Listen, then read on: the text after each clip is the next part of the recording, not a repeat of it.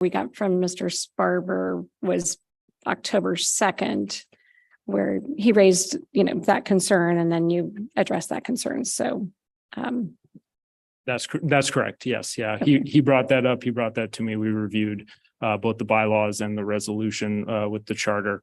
And he reached that same conclusion that there was no direct prohibition on appointing an individual who also holds an elected seat to this position. Okay, thank you. Any further discussion on the motion? So I have a motion and a second to defer for 4 weeks. All those in favor, please signify by saying aye. Aye. Aye. All those opposed? Nay. Nay. Thank you. So the motion fails. I will then look to. Madam Chair, I move to approve item 4A on our agenda as written, to appoint Jennifer Morton to the Racial Equity Chair position for the Spokane County Regional Law and Justice Council. I'll second the motion. Okay, I have a motion and a second to appoint Jennifer Morton to the Racial Equity Chair position for the Spokane County Regional Law and Justice Council. Any further discussion?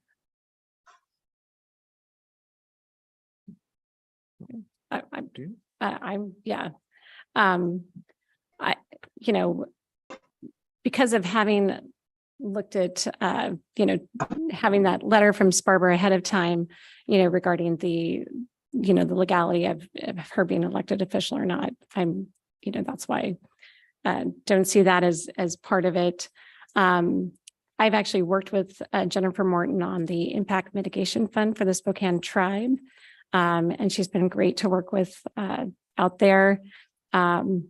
She, is someone who has integrity, is honest, is a woman of color with lived experience. I looked at online to see some additional beyond her resume that she gave us. That her work experience talks about 16 years of military service in the Army Reserves, the Air Force Reserves, and the Air National Guard. She's previously worked as an executive assistant, which her resume says, to the Office of the Mayor for the City of Spokane. She's a veteran mentor, a sexual assault response facilitator.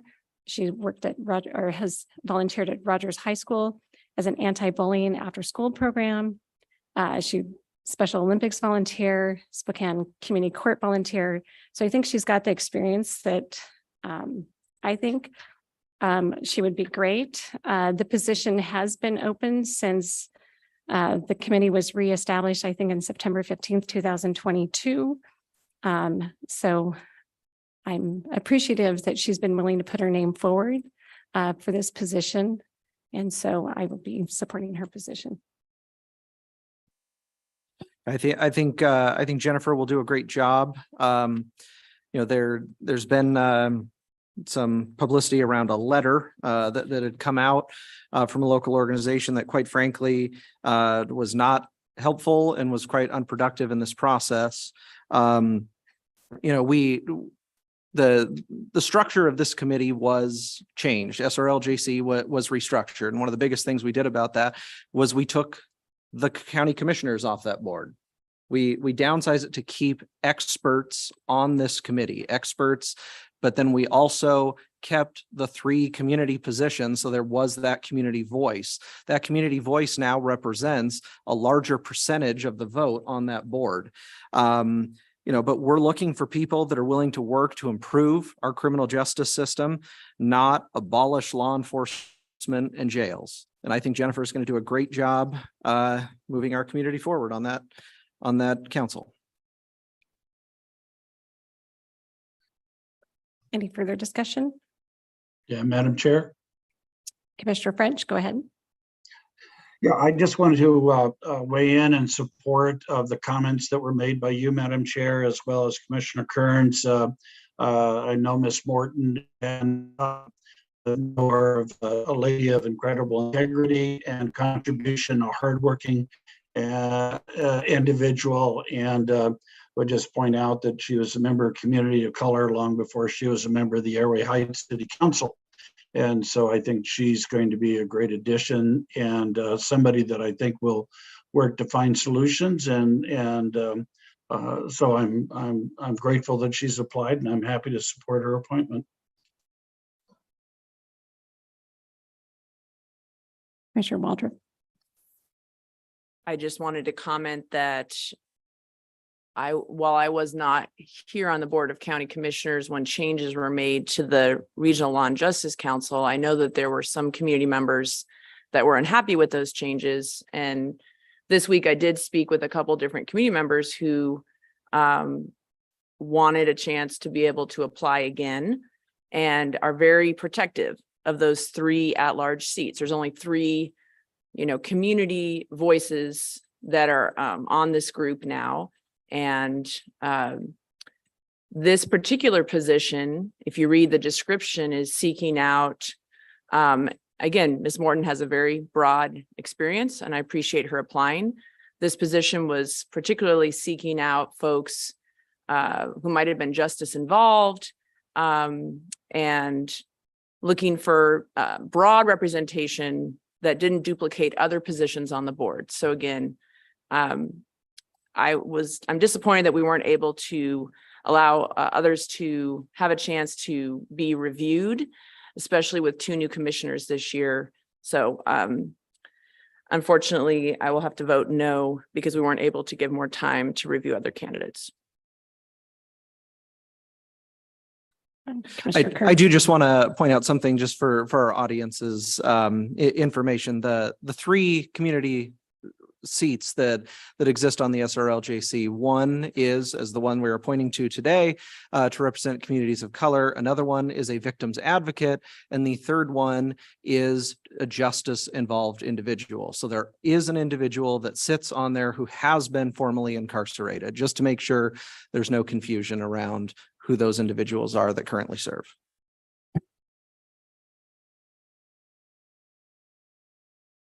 Commissioner Jordan. Thank you. I will also be voting no for the reasons stated earlier that for me, it's really about the principle of seeking outside voices to really make sure that SRLJC has a wide range of perspectives represented.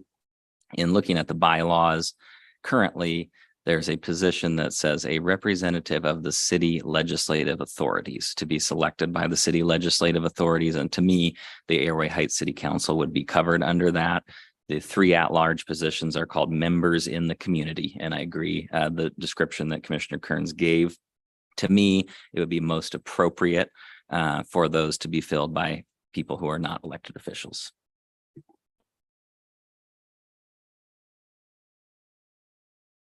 Thank you. I see we had lost Commissioner French for a moment there and he's trying to reconnect. Any further discussion? Online, Madam Chair. Commissioner French, go ahead. Oh, I just want to let you know that for some reason, the signal was lost. I'm back online and I hope the vote hasn't taken place. If it has, I was a vote for Ms. Morton. Thank you. It has not, so you haven't missed.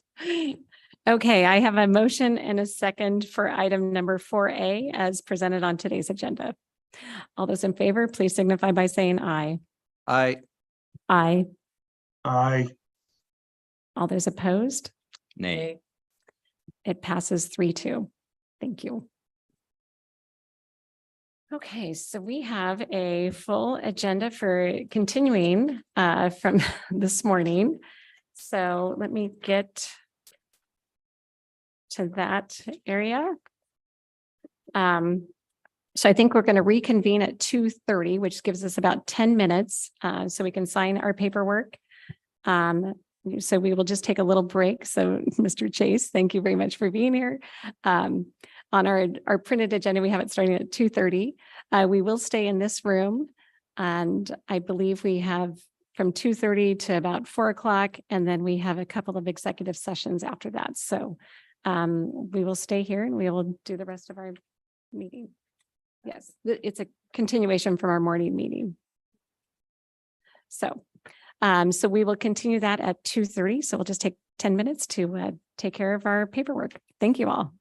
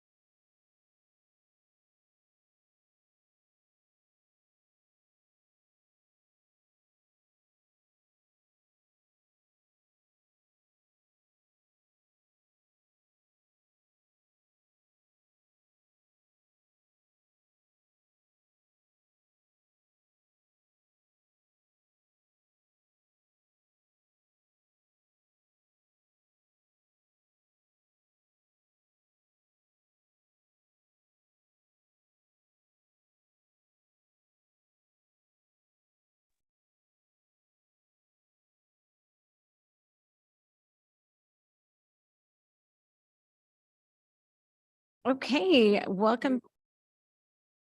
Okay, welcome back for our continuation of our 9 a.m. meeting. It is Tuesday, October 24th, 2023. It is 2:30, and we will continue with the agenda that we had from earlier today, starting with Doug Chase. Let's see. Oh, there we go. Okay. Don't want to talk too loud. It's been a while since I've enjoyed the microphone here in the podium. So Doug Chase, King County Parks and Recreation Director. And I have 3 items here I'm pleased to present to you. The first item relates to a grant application that we had submitted back in, I believe, 2022. We had a commitment, thank you, from you for some real estate excise tax dollars in the amount of $205,900. Actually, the REIT dollars were $200,000, and we have a $5,900 contribution from the operator of our old off-road vehicle park. And we were able to utilize that through a competitive process and leverage an additional $336,320 in state grant funds from the off-road vehicle, the non-highway off-road vehicle activities fund, or referred to as the NOVA fund. And so I am here to present on acceptance of those grant funds. And I have a little PowerPoint I'll zip through really quick just to provide a nice overview of the facility. And this also tees up for my next item, relates to a lease renewal for this facility. But this is specific to the grant funds. And here I will show you towards the end of the slide the improvements that we're looking to do with those funds, which will work to implement the first phase of our master plan that was adopted, I want to say, in about 2021 for the site. So next slide, please. And again, there's the breakdown of the funding I just mentioned. So we have just over $500,000 that we're going to use for phase there. And we'll show that eventually. Next slide. And again, I'll just work through these. Next slide. So the motocross component, next slide. Again, the Pee Wee motocross component, next slide, please. Our flat track or clay oval track out there, next slide. And go-karts, next slide, please. And the clay oval again. And the camping area, and that's the motocross area in the background. And this is the existing campground. And that is a result of a prior NOVA grant several years back, and is very well utilized. As you can see, I believe we have over 15,000 visitors annually out at the facility. Next slide. Here is our existing entry and off-road vehicle sign. It's a little tired, and I'm happy to say this will be part of the grant. We'll be replacing that and removing the current gatehouse. Next slide, please. And here are some photos that show some of the need with the existing stretch of road. That's actually, a lot of this is going to be bypassed. Next slide, please. Again, another view. Next slide. And this speaks to the master plan in phase 1 to renovate and widen the access drive within the park and enhance the entrance to the facility. So it'll be much more inviting, help identify operational maintenance needs and so forth. Next slide. And here is the footprint and the direction where the new entry road will go. Next slide. This shows the use areas as recommended by the master plan. And so you can see with the projected new entry road, the master plan calls for an eventual campground expansion to meet need that's not currently met and will help with the operations of the facility. And that old road, you can kind of barely see it through there, through the green, will remain and may be used eventually when we work towards the campground expansion. Next slide, please. And there's, again, a close-up of the new road alignment and new replacement road that will be wider and provide a much more attractive entry to the facility. Next slide, please. And anticipated schedule, we're looking again to get under contract for the grant. We're looking at 2024. We'll be working to get out there in spring, get under design construction documents, permitting, and hopefully be out for construction by late summer and potentially completed in the fall of next year. Next slide, please. Okay. Any questions on accepting the grant to enhance our off-road vehicle park? Super. Okay. And then my next item, rolling right into, again, related. Oh, yes, sir.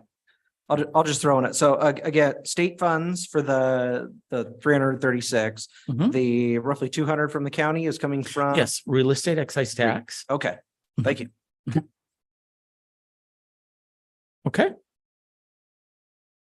And then the remaining amount from the contribution from the operator. And speaking of our operator, we are scheduled for a lease renewal. We've been interacting with the same group, referred to as the Spokane Motorsports Complex. And that's a nonprofit entity that's made up of a combination of for-profit and nonprofits. And there's the 4 different use areas. You saw several of the activities that they work collaboratively together and operate. And our last amendment, number 3, outlined a schedule for the lease and in fact, a lease renewal. Should the county desire, and there was mutual agreement, the operator did submit a request to extend that lease, and staff, we are recommending in support of renewal per the schedule that was envisioned for the lease agreement.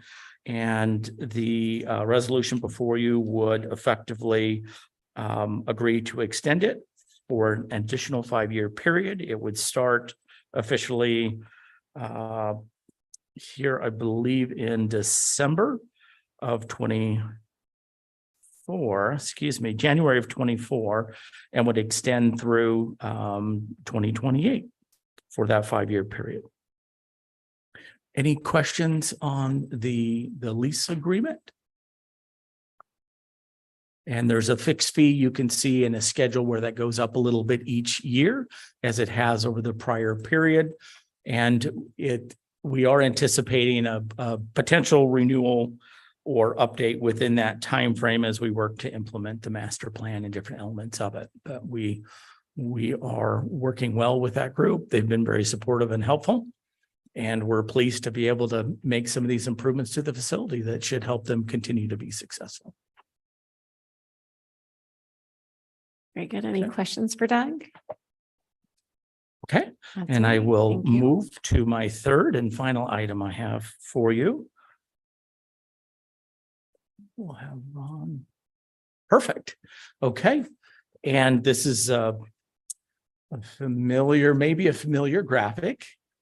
And I've been able to obtain some additional information related to the right-of-way dedication and boundary line adjustment out there. And you may recall initially we were looking at the stadium and our future admin building. We have since been able to obtain some additional data there and some additional data on the right-of-way. Next slide, please. And so we received some direction in writing from the city related to a commercial building permit requesting a certain amount of right-of-way to be dedicated along Broadway. Next slide, please. And here we have a graphic that our surveyor and engineer helped put together to articulate that. And it's specifically along parcel 35143010 only. Next slide, please. And again, here's a close-up. They have some traffic signalization equipment there, and they're looking to have that approximately 2 feet behind the sidewalk. And one of the things that I enjoy doing this time, next slide, please, is I reached out to our county engineer, Matt Zarakor, who's kind enough to be here in case you have some additional questions. And I asked our Public Works, our engineer, to take a look at this and to help identify, is this similar to what we would require? Are we on the right track here? And effectively, the county will routinely require, as needed and when applicable, through the commercial building permit process, a right-of-way dedication similar to what we've done here.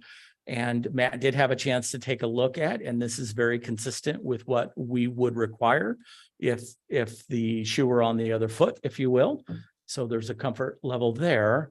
And again, benefits to this dedication, should there ever be a capital improvement to that road at some point in the future, sidewalk replacement, so forth is needed, with the right of way extending 2 feet behind the sidewalk, that would allow them to include that replacement, if you will, of the sidewalk or road expansion within that right of way, where if it's not in the right of way, then that would be left out. So this could very, very well be in our benefit as at some point in the future, when the road improvements are needed, that would be upon the city of Spokane Valley to do that.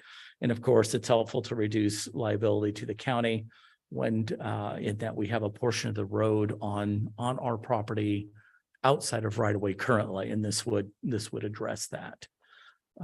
Any questions on this for myself or the expert behind me? So I will say, I appreciate you getting further information and Yeah. I mean, having the signal there and that they do take care of the signal because it's Yes. now within the city of Spokane Valley, that it makes a lot more sense to me than what it did prior. So, Sure. and I think too, determining that that's what we would have done as the county in the same place, just, kind of cleaning up some of those old Yes. right-of-way issues from when the Valley incorporated. So Yes. thank you for getting that information and helping me understand it better. Yeah, good. And then I've got a few more slides, Ron. And I can work through these fairly quick. And again, here's just a close-up of the right-of-way and the legal description. Next slide. Okay, and the recommendation again is we'll resubmit this and include these adjustments in the right-of-way dedication. And we'll have a resolution before you next week for your consideration that would authorize that. Continuing on, next slide, please. And again, we had an opportunity this time to incorporate that administrative building that's identified as parcel D. And the graphic on the left side of the slide shows the current parcel configurations. And the one on the right shows the proposed adjustments. And what's nice this time, they also included the dashed line so you can, again, kind of see what the original looks like. Next slide, please. We have just a close-up of each of those 4 parcels. And they even included kind of a little satellite aerial there to see how that fits. Next slide, please. And B and C. Next slide.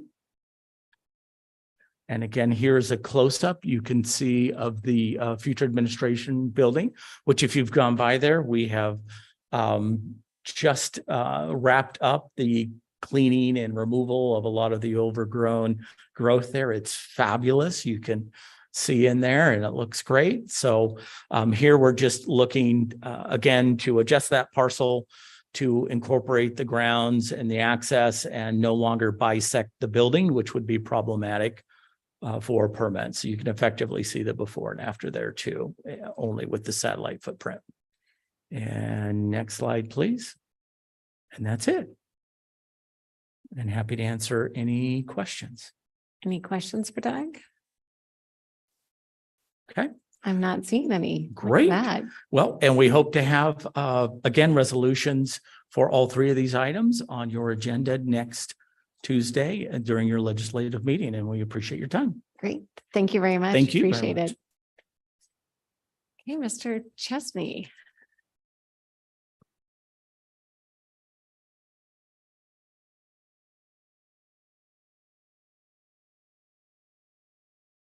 Commissioners, thank you very much. This is our annual opportunity to brief you on the 2023 comprehensive plan cycle. These were previewed for you early on. We'll go through the whole schedule, and we will run through the presentation fairly quickly. And we'll also deal with any comments and things that were offered to us from the public. As you can see, GMA allows any organization or any government to amend their constitution or their comprehensive plan annually, with the caveat that all aspects must be considered together. In this package, we have a one and we hope final amendment to this capital facilities plan, the comprehensive plan, chapter 7, which is part of that, 2 amendments from earlier cycles, and then this year's amendments that were submitted by applicants. These were all evaluated by the Planning Commission, and the Planning Commission voted affirmatively on each of these items. Next slide, please. The calendar, December 20th is our annual deadline for accepting comp plan amendments. You can see that we have continued to preview these with agencies. That has proven to be a very popular thing with the City of the Valley, STA, WashDOT, and others to see these in their kind of raw form. It helps them understand what's coming later, and it helps us get a first glance at what could be fatal flaws or major issues. Planning Commission initiated these, or recommended their initiation to you, and you did that on May 9th. You can see how we followed through, where the Planning Commission held their public hearing October 12th. And in this case, we also included the Steering Committee of Elected Officials on the 18th, specifically for CPA 17, which we will talk about at the end of our process here. And we are headed for, actually, this needs to be changed now. We're now going to November 28th for consideration by the board. Next slide, please. On the CFP, the major changes were twofold. One was to add a level of service for general county facilities. This was done as a result of court decisions that broadened the definition of what is a public capital facility rather than narrow it to what the GMA contemplates as facilities necessary for growth. The court in this case disagreed and said it's every public facility owned by any public entity in the county, which, as we told you before, also opened up schools and other things. This is something in the long run will be, or not long run, but even the next legislative session, looking to have support to clarify that language. And then most importantly, this created new 6 and 20-year financial plans. That was a request, and we agreed to in the 2016 settlement agreement, notably the 20-year approach, which is not mandated by Growth Management Act. So this now we have a fully balanced sources and uses for that 20-year period that the county has not had, at least in some considerable amount of time, and this makes it compliant with the Growth Management Act. Next, please. As you heard before, one of the legislative accomplishments from last year was Spokane County partnering with King County to get clarifying language in the GMA. The bill was notably called the Climate Bill, but it included other GMA amendments, and that allowed for the evaluation of special districts that the county doesn't control, but are also within our purview. And those are typically schools, fire districts, water districts. And essentially it allows that if we can't reconcile, if they're non-responsive or in some other way, the county is no longer held accountable for that, as long as we make a good faith effort to work with them. The really good news is, because we went through this process, we have established and reestablished good relationships with most of those districts, and expect to use that productively for the 26 plan update. Next slide, please. There are 2 kind of quick examples that you can see. This is the 6-year version of the major categories and funding sources. And most importantly, you can see we are showing that the county uses, at least responsibly, none of them go over the revenue source, which of course is the most important piece. Some of these use relatively little, and that's chiefly because the 6-year revenue totals are really comprehensive. That is the entire revenue spot, and the capital expenses oftentimes take a lesser amount of, of that. Next slide, please. This is the 20-year version. The numbers get bigger, but again, the percentages show that we are, within the usual the numbers, and notably, again, not overusing any of our funds. That is a key element for the FutureWise Challenge, the Neighborhood Alliance, and others who are contending that the county had not fully budgeted or accounted for funds that they were expecting to use on capital projects. And now we can demonstrate that we have in fact balanced that. Next slide, please. This is pretty straightforward. The comp plan chapter 7, as it stands now, was simply augmented to reflect the other amendments and the other language from the CFP itself. Next, please. This is a slide that we are very happy to put up in front of us today. We received from FutureWise and the Neighborhood Alliance strong support for this capital facilities plan update, that it does meet their needs, and they, as you can see here, they recommended the Planning Commission adopt this. It's taken a long time to get to that statement. And so we're happy that we were able to do that and bring that before you today. Next slide, please. Into the plans themselves, you can see they're typically in the areas that we have seen them in the last few years.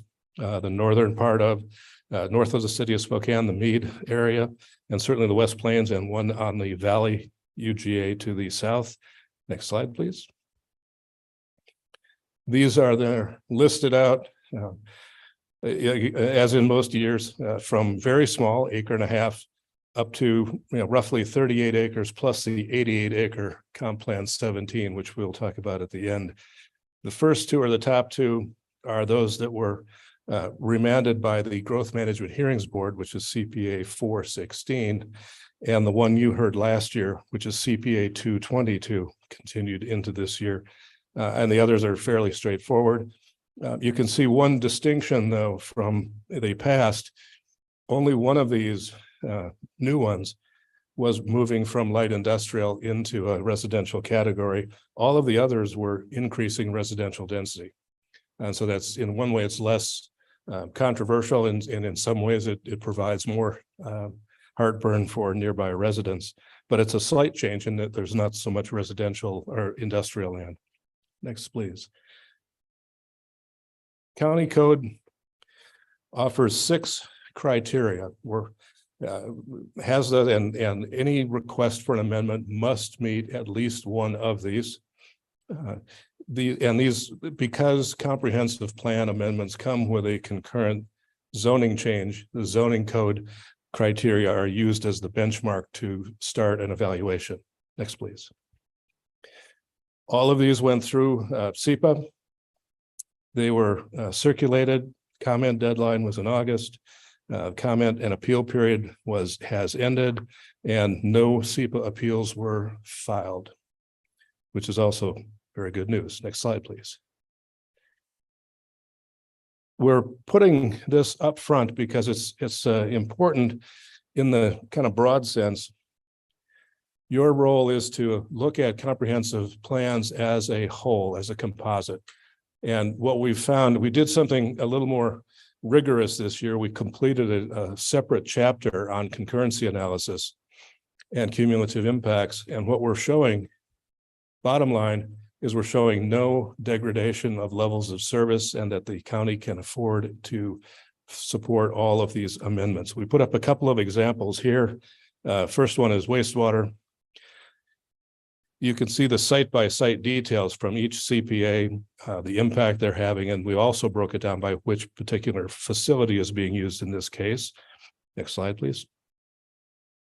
And then the capacity side over here, with the bottom line that the capacity is 18.9 million gallons per day. The new potential is 13, which leaves 5.6 million gallon reserve. As others up here and on the environmental services team have said, there's 2 sources as we grow. The county can grow its own facility in increments, in modular increments, and the county buys or has capacity in the city's treatment plant as well. But again, good news, there's capacity. Next, please. The other one we did was schools. We run up against this all the time.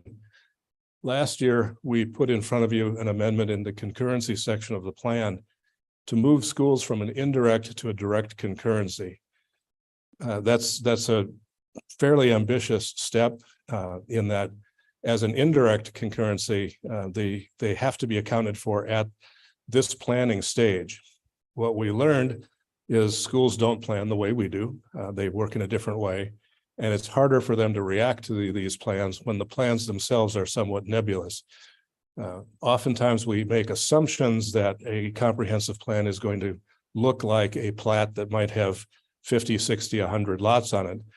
But that comp plan action is simply a land use action. It's not anything that provides specific direction. You moved schools into a direct concurrency, which means by the time building permits are pulled, the schools must have the capacity or be able to address that capacity at the time of permitting and within a 6-year window. So what you can see here is that same analysis on new students. And the next one, please. And interestingly here, we show reserves with the exception of Cheney. That shows a small deficit with these plans. That means that these developers will have to work with the Cheney district as they get closer to pulling their permits and be able to address that concern directly with the school district. This is a really positive step for county planning and having this relationship with the schools that we can look more directly at their capacities and work with them in both these amendments, but more importantly, as we look at 26, we've now got a 20-year horizon that we can work with these on specifically. And if you recall, one of the amendments that did not get initiated was a residential amendment on the far West Plains, where the Cheney district said early on in that preview section, this one, they simply could not handle that amount of students in any local period of time. These others, they can, even with that deficit, they can handle those if they happen today by expanding classrooms, by busing to facilities, but they were honest and said, we simply can't accommodate these other ones, and that amendment did not get initiated. We simply put it on the shelf. Next, please. This is the summary of our cumulative impacts. And the bottom line is quite literally down there in the bottom line. The analysis found no deficit in levels of service for the package. And you can see here, this group of amendments by our normal calculations allows for 2,600 new people to have a place to live in Spokane County. Next, please. Or perhaps I should stop. We're going to get right into the details. Any questions on the upfront part of that? Sometimes it's a little inside baseball, but that's how we work with the RCWs. All right, this is one from the past. In fact, it's been several attempts at moving forward. CPA 416, it's on the north side. You can see it's an LDR to MDR request, 22 acres. The service providers are listed for you. This is in Waikiki and 5 Mile Roads. Next slide, please. This is an aerial showing a little more context.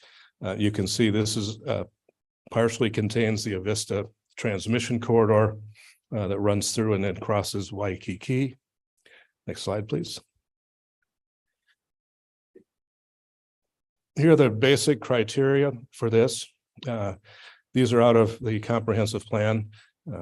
They're designed to, promote more density, more infill pieces. And most importantly, we have to establish parameters. Our code requires the multifamily to be near certain things. Commercial areas, open space, arterial access. It doesn't define what near is in the code. When you use typically and accepted planning standards, this now fits that category. One of the reasons this was remanded is, and there are several, we'll see in a minute, was it was not sufficiently defined as to what was near last time. Next slide, please. MDNS, or mitigated determination of non-significance, was issued for this in 2017. It was not appealed then. The project has not changed in any substantive way, and therefore the SEPA is still valid, and that was verified. It has several challenges to it: site development limits, access limitations, traffic mitigations, and transit. Next slide, please. Some of those issues included the lack of the capital facilities plan that we are more or less back. The amendments you adopted in December of 22 were not appealed, and that was good news. And of course, you saw the letters from the former plaintiffs for this year's amendment. So having the CFP in sufficient shape was a major hurdle for this comp plan amendment before. School district has addressed that. Schools have been built since then. Commercial zones have been looked at and measured. It's within that, and it's near the open space corridor. All of these have been verified. For the record, we have letters from each of those districts in our file verifying those issues. Next slide, please.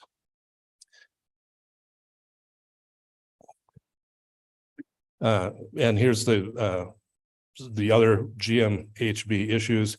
We looked at those things. We attained, again, letters from water, transportation, fire, school, and stormwater that show this will not have a negative impact on levels of service. Next slide, please.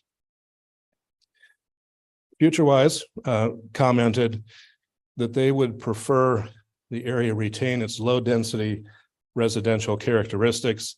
They say that medium density residential is not appropriate. It's more of an island. And we looked at that.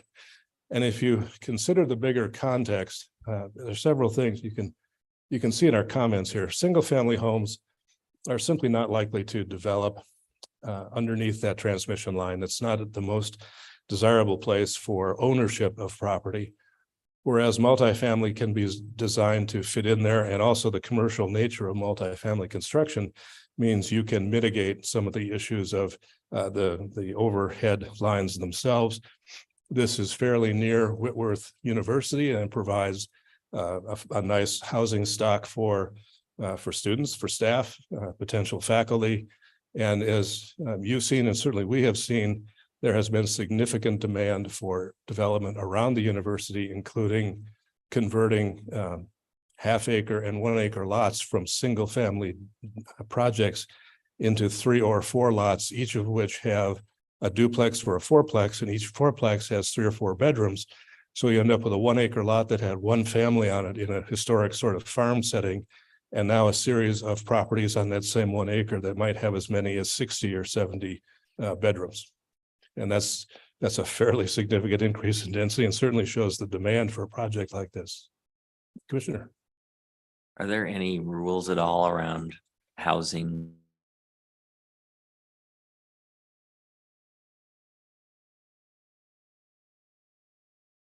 In the building codes for masking from electromagnetic radiation and protecting different kinds of roof structures, for example, so things don't fall and catch on fire, but not in the planning or zoning category. Would that be in our code or Yes. building code Well, that we adopt?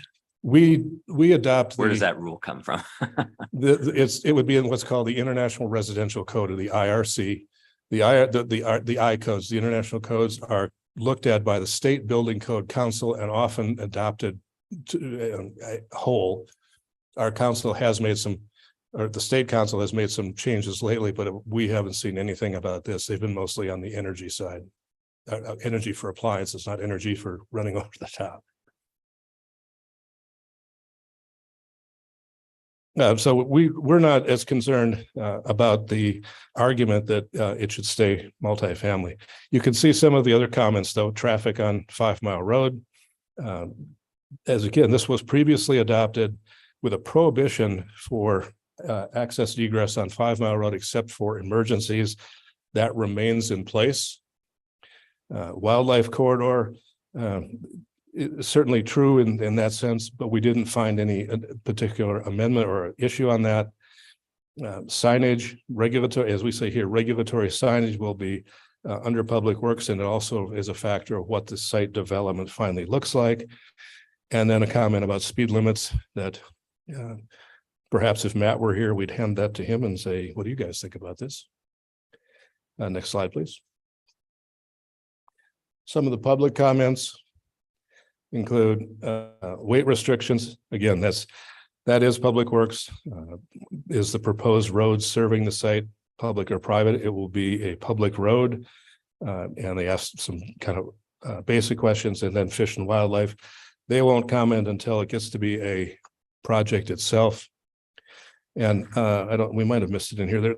One of the comments from before is with a single access off of Waikiki Road, the site would be allowed to build up to 99 units. If they wanted to go to a site plan of over 300, which was proposed in 2016, they would have to find a second access, but the prohibition of that access on 5 Mile Road would still stand. So in this case, it's very likely that the amendment, if approved, would be for a 99 unit project, or a maximum of 99 unit projects. Next slide, please. Some of the issues that the comments that came up also reflect that other land uses in the area have changed, that have provided some of the opportunities for development that were not there in 2016. And then there a technical question about, does the 99 unit meet density standards? And it simply says you can deduct sort of the non-buildable areas to do that. Next slide, please. Planning Commission's recommendation is to have the board affirm the earlier amendment of CPA 416. It's passed by resolution 18-0831. Your options are to accept this Planning Commission recommendation or to rescind this amendment as a second action. If you were to rescind it, it would be done. They would have to start over if they wanted to do something similar to that. It would be at least a 1-year delay. The change to the county is if it's affirmed or if it's rescinded, either of those count significantly toward getting us satisfying another element of the settlement agreement. So one way or the other, this is an important project to move forward. Any thoughts on 16? Commissioner Jordan. Commissioner Kearns has reminded me this is in my district now. Was there any dissent on the Planning Commission? And if so, what was the basis for that? No, there was not. I don't have my report in front of me. Matrix for you of all of the votes. Commissioner, I will have to look back on that. In the resolutions that we're preparing for you, we do have a voting matrix, and we didn't think to put it in our presentation today. Since they were all affirmed, there was some dissent on a couple of them. Okay, Commissioner French. Oh. Yes, thank you, Madam Chair. For historical perspective, this project has been in the process, like I said, from 2016. So it's 7 years that we've been working to try and take a piece of ground that really has access to a major arterial and has major access to both the university and to other elements to finally get it to this stage and stuff. So I just want to commend the Planning Commission and staff for their due diligence and their perseverance to try and get it across the finish line. And we fought, and it's good to see that coming behind us too. So thank you and congratulations, Mr. Chesney, for the work.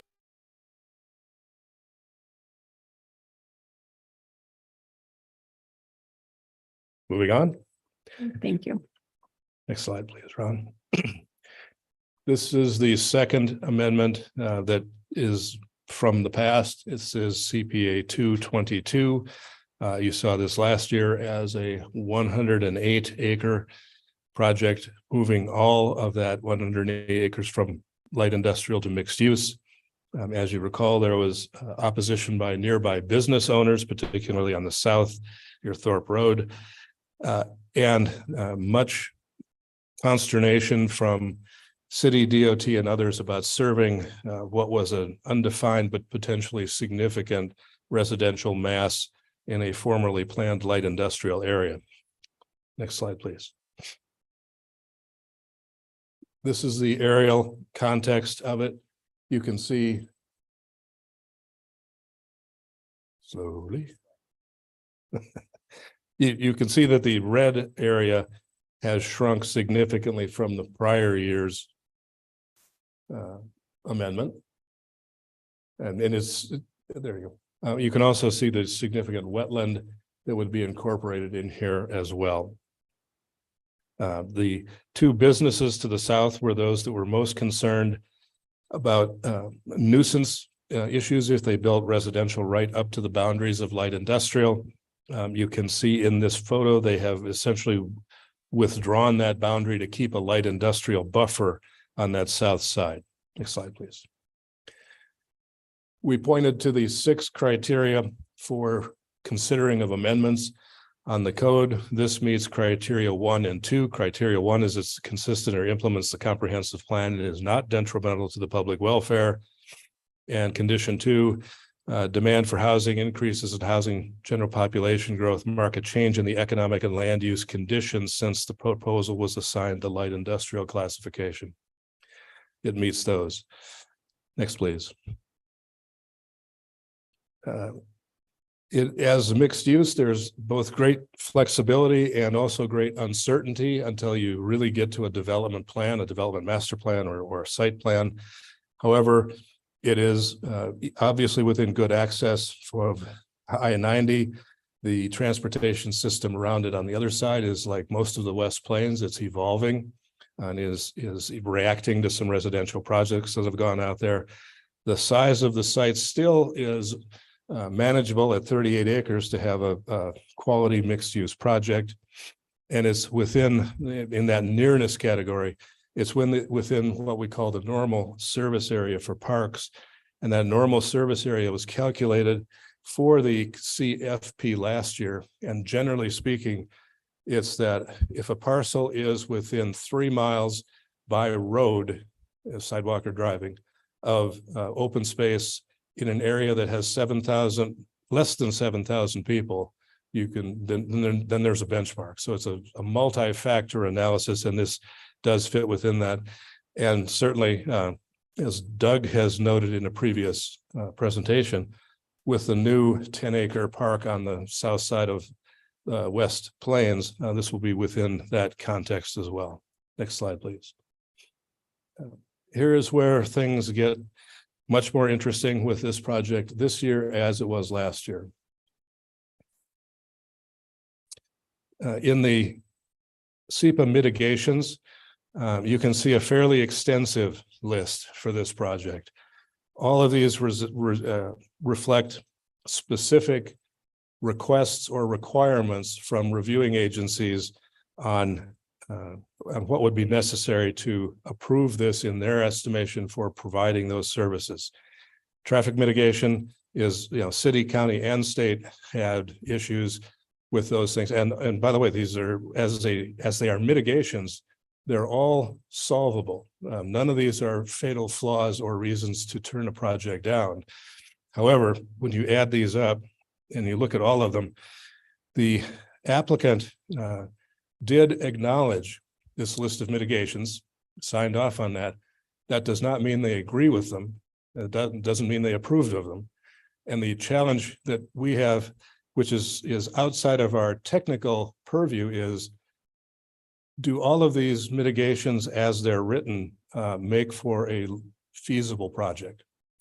This is a big lift to make these happen. One of those mitigations from DOT is to provide pedestrian access across I-90. A pedestrian bridge, as some of us with city experience have learned it can be very expensive. That's probably by itself a $20 or $22 million project. Would that be feasible? The applicant, of course, has a very reasonable approach saying we will pay our fair share of that. That's not what's in the mitigation. There was, however, no SEPA appeal on this as there was anything else. Next slide, please. A couple of these are reflecting back to the orders from last year, the remand order. You can see the orders on the left, the responses on the right, pretty straightforward. We did what we were asked to do in each of those cases. Next slide, please. FutureWise also recommends that this be reevaluated as part of a joint planning effort, as part of a sub-area plan, or as part of something other than an individual comp plan amendment. Our response is we do respect that, and in many ways we're at a similar point as we were last year, saying this is complicated. This has a lot of loose ends, and our recommendation to the Planning Commission, theirs to you was to not to turn this down. It still could be a very good project, and it could be an interesting neighborhood being created in the West Plains. But we feel that this is best reserved as a project that could be continued into a future cycle. Next slide, please.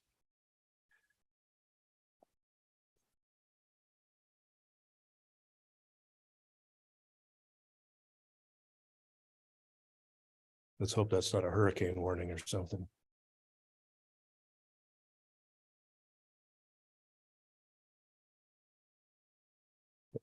You can see that specific recommendation here. There's also options, as there were with the others for you. If you were to accept the Planning Commission's recommendation, you can continue or leave this on the process through its receipt from them next time and consideration on November 28th. You could also set November 28th for a public hearing on this and sever it from the package and consider it separately, which you could then adopt or approve or deny separately at that hearing.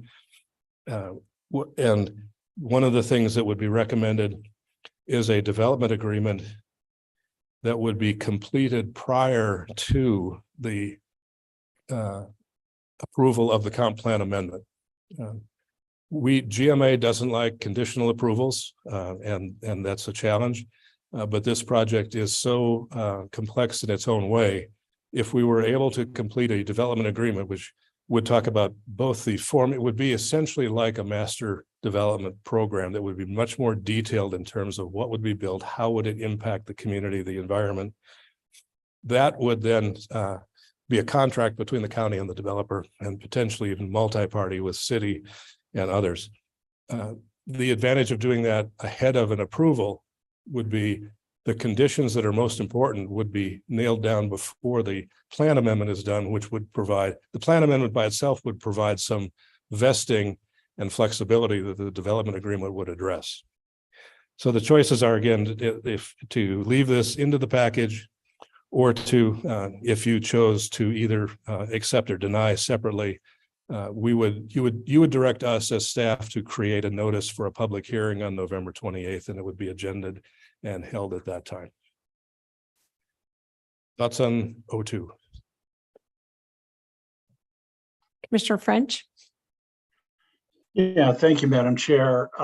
So this project has been dramatically reduced in size from what was presented to us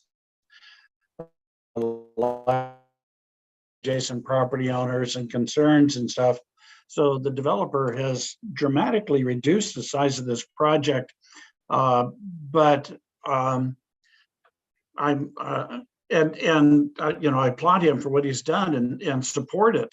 Quite honestly, it's interesting to me that folks can criticize us for having too much industrial land, and then when we try and convert some of the industrial, which we desperately need, we're criticized for taking up light industrial land. So you can't have it both ways. This is a project that would provide very much needed housing on the West Plains. And it does not impact 195. As you know, there's a lot of consternation about development in the Latah Valley corridor. I support that consternation because the city has not kept up with capital facilities, particularly transportation. So this has access out on I-90 and web centers created without impacting 195. It creates housing necessary for that employment base on the West Plains, and that is critical. So I'm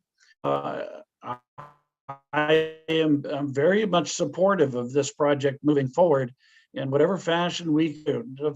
The idea that WashDOT is coming back and asking this one development to create a pedestrian bridge across I-90 is a first that I have ever heard, and I think is a gross overreach by WashDOT, and obviously needs some attention.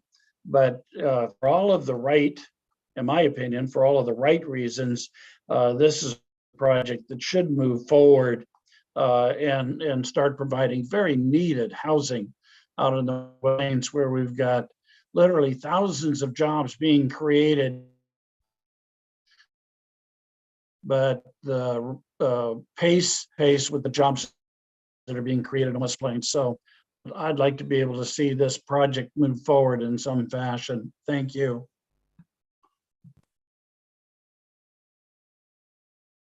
Madam Chair. Yes. Obviously, it was a little hard to hear all of Commissioner French, his comments, but I do want to make sure he knows and you know that a continuance does not end this project. You're not saying, no, this is not a good project, or giving in to the other regulatory agencies. It would continue into next year, just as it did into this year, if you were to choose that course of action. Commissioner Jordan. Are you able to, at the end of each one, characterize what the views on the planning commission were, or you just don't have that today? I was going to ask, what was the, was this one unanimous to be continued? No, this Okay. was not. I will get you that voting matrix when we're done today. I'll make sure you get it in your email right away so you can see the comments. And the plan commission's minutes will be out momentarily as well. So, Mr. Chesney, is there someone that Gina could email to see if they could get that for us? Perhaps Lori, if she could bring down the resolution for the BOCC resolution that we're being prepared. Thank you. Thanks. Moving on. CPO 5. Next, there you go. This is North Country Homes Boulevard, Wall Street, the church property, 5 acres from a low density to a high density. You can see the various providers on the slide. Next slide, please. The aerial context is here. Lots of residential around it, heavy traffic to arterials. Next slide, please. This also meets zoning or amendment criteria 1 and 2. Next slide, please. The criteria for multifamily, again, it must be near certain things. This has good access to arterials. It's less than a half a mile from the Division Street corridor. It is served by STA. It is also near parks. Next slide, please. There are limited mitigations, traffic mitigations, which are typical anytime you increase density on a project, and an archaeological study, which is also fairly straightforward. Excuse me, next please. Several issues for these submitted plans that we want to cover for the record.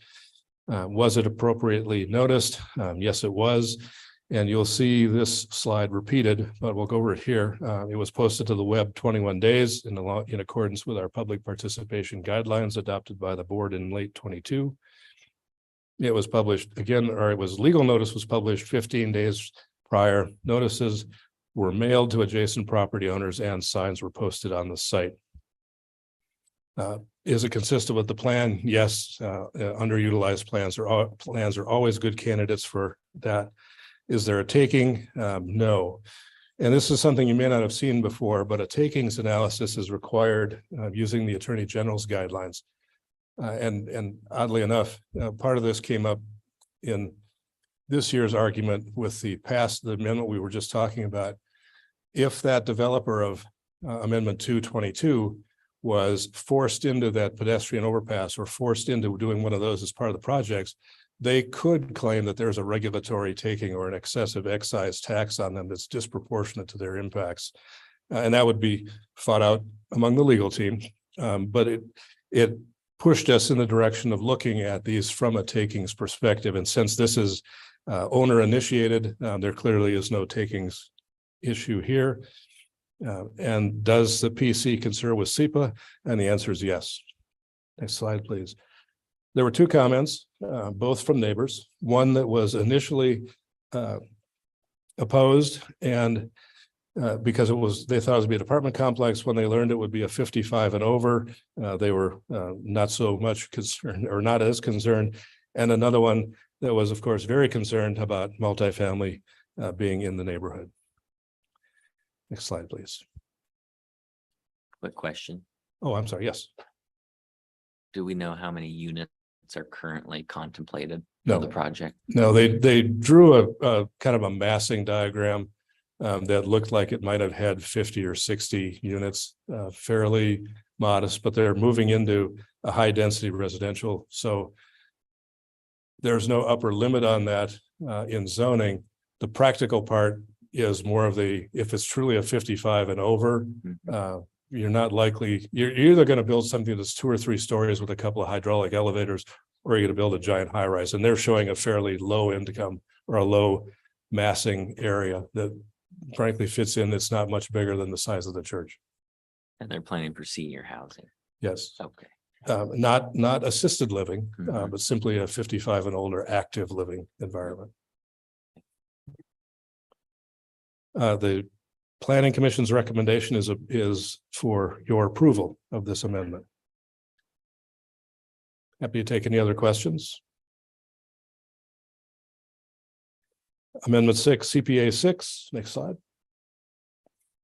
This is in the Valley, UGA. You can see the outline in red of sort of the remaining parcel in an otherwise group of medium density residential from prior amendments. This is in some ways, it's kind of filling in the gap to let that entire site assembly be a multifamily project. Again, there are the district providers. Next slide. Here, the topo shows clearly the undeveloped lands on which this occupies and to its east, and it shows the platting pattern of what has happened more recently on the the west side of Highway 27, with the change of lot patterns from quarter and half acre or quarter and third acre lots into the much smaller lots that have come in that particular plat, which is not today's issue. Next slide, please. This again does meet criteria 1 and criteria 2 of the code. Next slide, please. The nearness aspect is satisfied here. It's directly southeast of the commercial center. It has urban arterials next to it. It will access 32nd Avenue. It's near open space. It is adjacent to existing multifamily and does have bus routes or STA service in the area. Next slide, please. Very little issue here with MDNS, simply the one that we see quite a bit of the time, mitigations, notably the city of the Valley, working with the developer on consolidating those traffic impacts from this site specifically, but the cumulative impact of the site as a whole. Next slide, please. Again, here are our criteria. This does meet each of those, and the Planning Commission did concur with the SEPA. Next slide, please. We received no public comments on this. Next slide, please. And the Planning Commission is recommending your approval. On to CPA 07. Next slide, please. Back to the West Plains. You can see on the map here, this is an LDR to MDR process. It is adjacent to an existing MDR project that was also subject of a recent comprehensive plan amendment. Is still next to an LDR, but the darker orange is a high density residential at the corner. Next slide, please. You see the context that high density project is already built and the others are out there. You could also see to the what would be the lower left-hand corner of this aerial, that is in the area of the amendment number 2 project. Next slide, please. This also meets criteria 1 and 2. Next slide, please.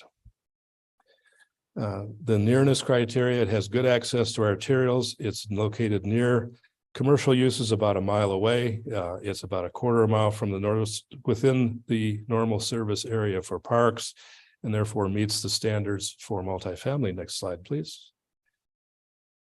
Similar, relatively straightforward mitigations from SEPA, traffic and archaeological studies. Next slide, please. And our 4 main criteria, again, it meets those for publishing, for land intensification, owner initiated, and the SEPA. Next slide. There were no comments received on this, and the Plan Commission recommends your approval. Next slide.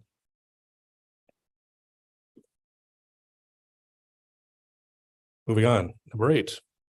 Also in the rough area, next slide, Rod. Thank you.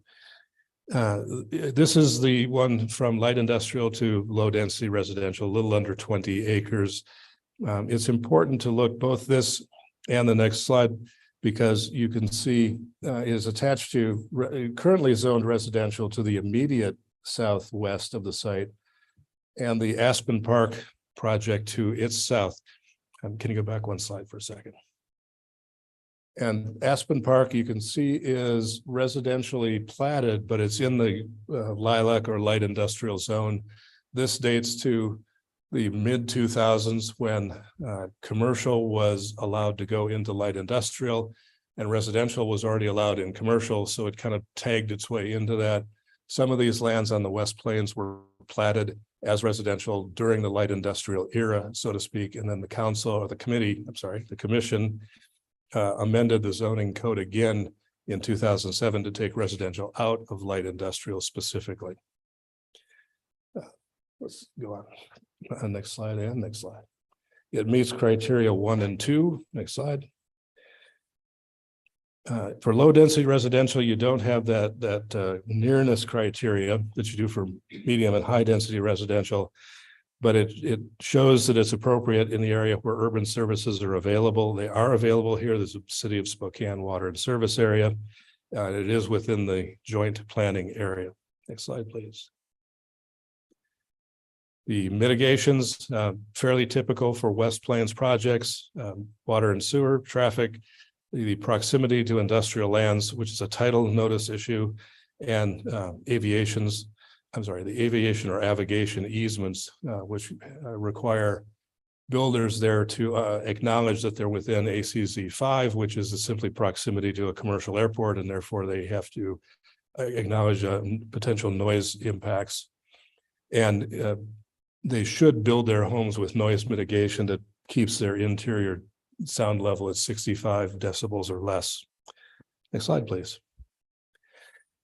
Here's our group of criteria. Again, it meets all of these, and the Planning Commission did agree or concur with the SEPA determination. Next slide, please.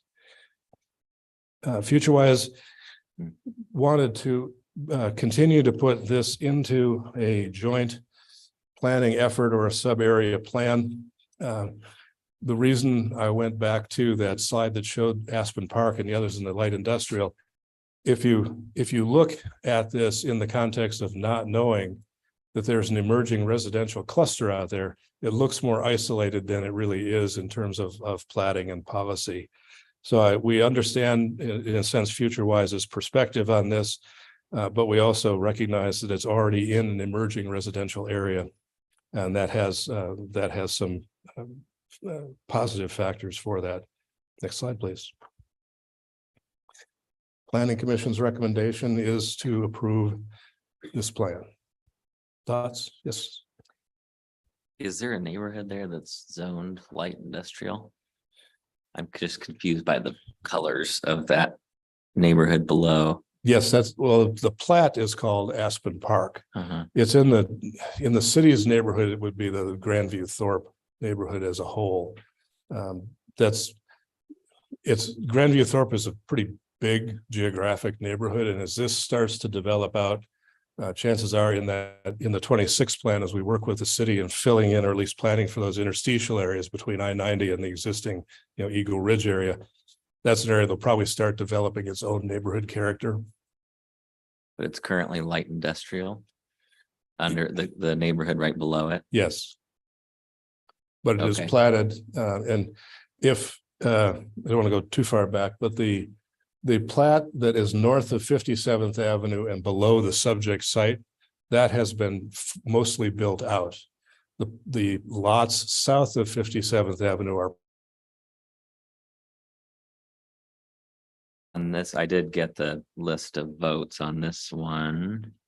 There was a couple, looks like it was a 3-2 vote. So can you characterize what the dissenting concerns were there, if they were stated, if you recall?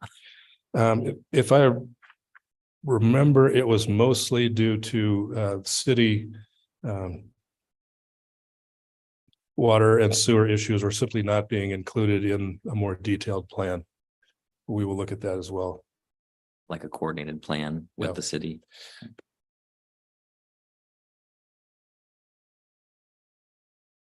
Jan, next slide.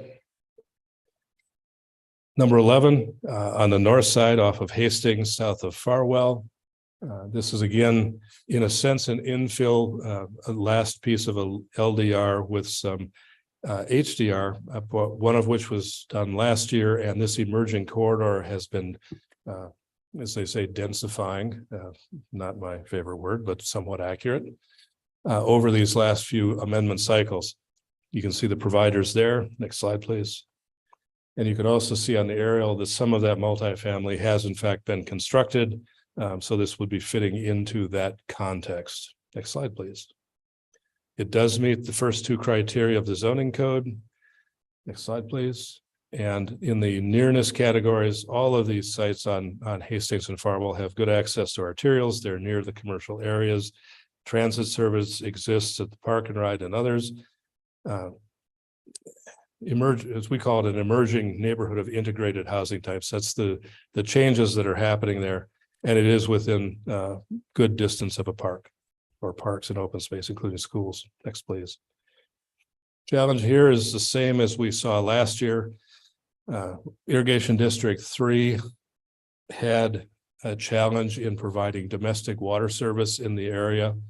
They have sufficient irrigation water rights, and they were working to merge those with their domestic service. They have done so generally successfully, but this would be a mitigation that would have to be considered at the time of building permits being pulled. They would have to demonstrate that they have not just paper water, but that they have the capacity and the infrastructure to build these projects.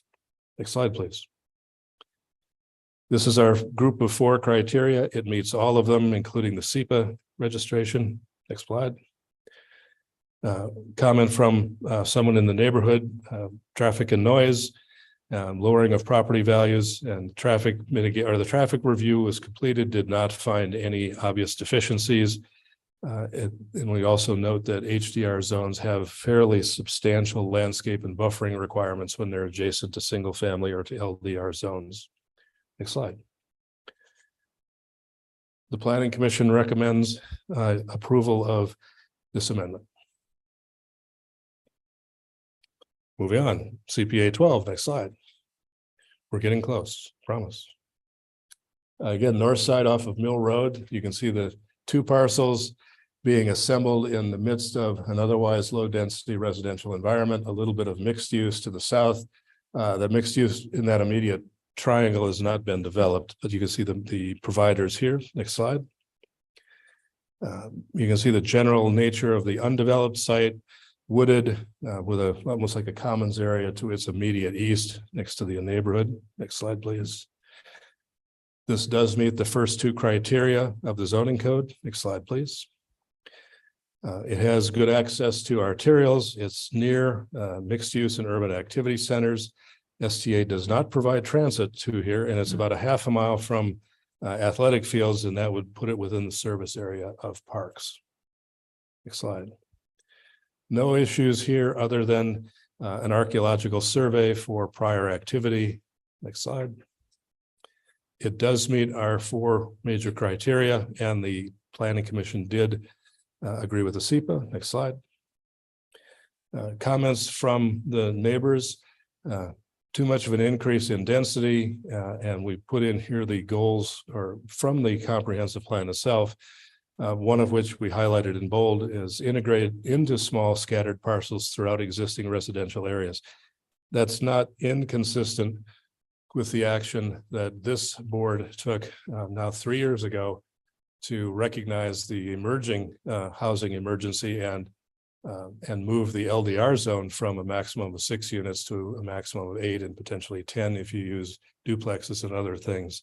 So this is consistent with both the current comp plan and some past actions of the commission.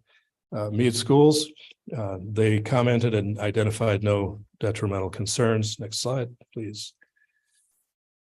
As always, there are concerns about property value. There simply is no body of work that demonstrates this. There are pockets of that from time to time, but there are also pockets where limited multifamily, when it's designed well and designed in the context of a neighborhood, can stabilize values and sometimes help those neighborhoods as well. Wildlife, there were several comments about deer that wandered through, notably in that what you'd almost call that open space area we noted to the east. And the neighbors made a point of noting that they don't have fences so that the wildlife can wander through, the children can wander through. And they simply didn't like the idea of a multifamily project that might fence that off, but there's no guarantee there. Vegetation removal, there are other permits for that, but it certainly happens with every kind of development. And then traffic, the traffic impact analysis of the trip generation letter showed no significant increase in traffic on Mill Avenue. Next slide. Quick question. Oh, sorry.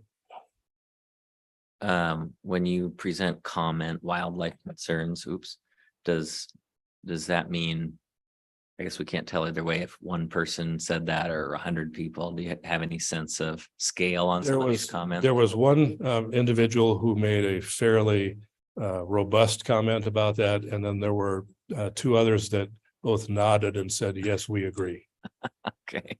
So there were a handful of people who did testify against this. This was really the only one that had any level of direct neighborhood opposition, that they made their effort down here to testify against it. Probably 3 or 4 total that spoke to it, and we'll show you those in the minutes and comments. One of the things that we get and that I've heard about can you explain the process for a grading permit? So if someone owns a piece of property and they begin cutting the trees down and flattening, does that require a public hearing or is that administrative? Mostly it's administrative.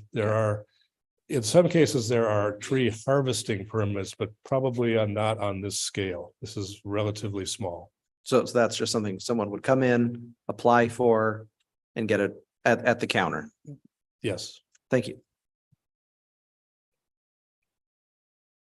Next slide, please. One more. CPA 15, this directly relates to Commissioner Jordan, what you were asking others about the Aspen Park area, the development in light industrial. We had initially proposed taking 3 established or platted neighborhood areas that are in the light industrial and working through the mechanism to convert them to LDR. With all of the other projects going on and reflecting that this area will be under a joint planning effort, whether we make it formal or not, we're already inviting our city colleagues to the table to look at this. it seemed to make more sense rather than change the color on a map in 1 year and then maybe change it into a whole new a different kind of residential protection, 2 more years later. We thought it made sense to continue this and put it into the 26th cycle. Next, please. 17. These are the 5 Mile Prairie plats. You can Excuse see me. here. Mr. Chesney, Oh, sorry. sorry. So you said to put it into the 26th cycle versus just looking at it again next year? Yes, if you were to continue Amendment 2, that we would consider that next year. But this one for continuance would it doesn't really make a lot of sense to think about just replat or rechanging the category because they're already platted, they can already build housing on that. And so we'd consider it in the planning update for 26 where it has to be looked at again anyway. It doesn't change. They don't change any of their ability to build on it now. They've fully platted and vested to build low density housing today. Okay, thank you. So this is our correction. This is in direct relationship to the settlement agreement. And it's a kind of a long story, but we'll make it short. These were first platted in the early 2000s. They came into our shop. No action was taken on them for a number of years. In 2013, when the beginnings of the challenge to the urban growth areas were made, and which resulted in the 2016 settlement agreement, the county declared to FutureWise and the plaintiffs all of the platted areas that had vested but were outside of an urban growth area as that UGA was overturned. These were not included in that because the planning director had written a determination that because there had been no activity on these for so long, they had in fact expired. So we considered them essentially dead. The developer came back to these in 2021 while we were in the midst of our latest mediation session with FutureWise and wanted to bring them back to life. That was a decision, that was a decision going to the hearing examiner, and the hearing examiner found that because the department had accepted a counter-complete application and that nothing had been done on them, since that nothing had been done, didn't require them to extend their 5-year plat horizon, but because there was a full and complete application, the application was in fact still alive and had vested. So we declared that in our mediation that, here's what's happened. These came back to life. We didn't know about them. The others thought we were being disingenuous and somehow trying to sneak these back onto the horizon. We were able to document how that was done, but we reached the point of, well, what are we going to do? The right thing to do is they are vested, they are moving forward, they're moving under construction right now. They're immediately adjacent to the city of Spokane. You can see the platting pattern there. And Ron, can you go to the next slide? You can see the aerial again. There's the transmission corridor on the top, open space. There's actually a city of Spokane water reservoir right in the notch of that project. And the idea was, do we try to put these into an urban growth area where they belong by GMA standards, or do we leave them stand out there by themselves? Our argument was that even though the statutes had changed, suggesting that you could only do an urban growth amendment during your periodic update, which takes away even an annual cycle for the UGA, pushing these to 26, by leaving them alone, we would simply be declaring we agree they shouldn't be in this situation or in this capacity, and we would remain out of compliance to at least 26. So we looked at how do you do a correction. And one way to do a correction is to simply draw a line around them and say it makes common sense to put these in and then deal with the fallout. That seemed a challenge given the relationship we had built with FutureWise and the plaintiffs.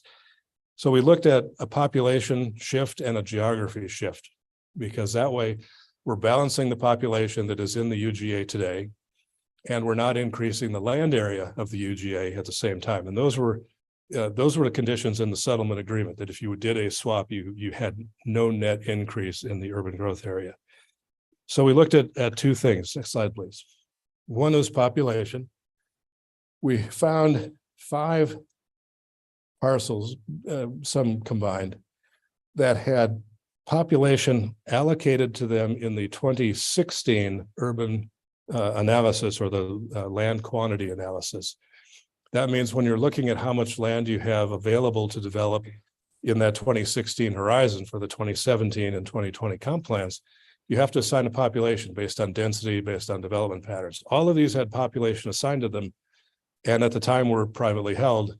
These parcels had turned over. The city had bought some, the county had acquired, Avista had acquired, and so there was no feasible way they would develop as residential anytime soon. So we said, well, we can move that population allocation over here. And we came close to balancing the numbers based on averages. It's within 6 or 7%. We thought that was sufficient. Next slide, please. And this is just an example of what that looks like. Each of those parcels, you can even see some of them still list them as their prior owners, because these are the 2016 images. And you can see, for example, that population there is 180.85 added to that. That site on the South Hill is the new YMCA site. Not going to be residential. So there's 180 population that could be assigned somewhere else without changing the urban growth area. And the same with the other two in a smaller way. Next slide, please. Then what we did is the acreage side. On this slide, we use the Greenwood Cemetery and Riverside Memorial Gardens, which is more than 200 acres on the southwest side of the city. Again, not going to develop as residential. And this is acreage that we could carve out of the UGA. In this case, 200 acres to replace 88 acres, which gives us a net reduction in the urban growth area, which FutureWise has challenged us from 2013 to do. And then the next slide, please. You can see the gardens here. We did not, we allocated only parcels that were fully in use in their intended function. There's parcels on the north and the south that had not developed if in this function, could do something else. We left those so that the city still had a connection to urban growth out that corridor if it chose to do that. Next slide, please. FutureWise didn't like this idea. And it was chiefly because they saw the memorial gardens in the cemetery as an urban function because they saw them as being served with urban services. And by taking them out of the UGA, you would therefore be in violation of providing urban services out of the UGA. We had a conversation with the city just today, and I'll summarize that in a minute, but the city's position was frankly that they didn't have enough time to think about this. And Commissioner Kearns, I think, effectively addressed that at the steering committee. But the idea was, we had talked about this fairly directly before then. We talked with Spencer today, and he said at the end, city statement, this has no adverse impacts on their systems other than the policy of providing services. They do provide water, and there are no sewer hookups anywhere in here. And so we're fairly comfortable with this being an exception to the urban growth area in the short run. We also made a commitment to Spencer that we would consider, that we would collectively, the PTAC and the steering committee, consider putting this back in the UGA if the analysis supported that for 2026. And so his position was, and he's going to produce a letter for you before you act on this, that the city no longer objects to this approach. And that was the last kind of remaining piece to that. With that, I guess one more slide. The Planning Commission did move forward on this, and the steering committee did not move unanimously, but it recommended it by a 6-3 vote for your consideration. And ladies and gentlemen of the commission, that is all we have today. So open to any other broad questions. Calendar, we would ask for you to receive Planning Commission's recommendations on the 31st and consider them on November 28th. I'm sorry, on November 7th, receive, consider them on the 28th. Okay. Just a second, Ron is changing his computer. Any other questions? Commissioner Waldron? Thank you, Scott. That was a lot of information. I just wanted to make two comments on one. Are we going to be able to have, I appreciate you talking to the city and look forward to receiving the letter from the city. So thank you for doing that. Are we going to be able to have an exec session just related to any of the concerns that were raised about removing the cemetery and whether that is in compliance with GMA? We, in working with Jessica and Chris, yes, we would like to have a brief exec session before you consider this on the 28th. Thank you. And we can do that at your convenience. Thanks. And then I want to thank you. My office reached out, Amy reached out about getting the Plan Commission hearings that are videoed. We could get those uploaded right away to YouTube so that either commissioners or the public can review the meetings as soon as possible. That would be great, because right now she has to request the meeting. And I guess the policy is, community members have to do a public records request to get access to the video or the audio. And that should just be something that we put up within a few days. Yes, absolutely. We're working on that. We have been working on that. We use the public records request if it's something that we don't automatically do, just to keep a record of it. And it also forces our team into timelines on how responsive they can be. But this is one that absolutely we are working on being posted as soon as possible. Part of it is simply learning how to do what the master here does in getting these things ready, but we're getting better at it. Well, and that was going to be my last suggestion, is that Amy reviewed the entire Plan Commission meeting and sent me notes, because the notes weren't available before today. Mhm. So I appreciate that very much. But the video does not show everybody up here, so you don't know who's speaking. And not all the Plan Commissioners use their microphones, so you don't even know how they voted during the meeting. So I was just thinking Okay. maybe Ron could. No, I'm just kidding. Attend He every said meeting. he's so good at it. He's busy. Is there Oh, a way that, no. I know that our meetings right now, you can see it. I know that there are, but you can even see the last two chairs there for like I know the Plan Commission has 7 rather than 5, but the way it's filmed, you don't see everybody. You only see like 2 people. And there's no movement of the camera or anything. So Okay. anyway, just a suggestion. We'll get better at our It's- stagecraft. But right now, if you have it like similar to this, you would see all 5 Plan Commissioners probably on the screen. Well, So I know we use that camera and then we use the side camera as we can.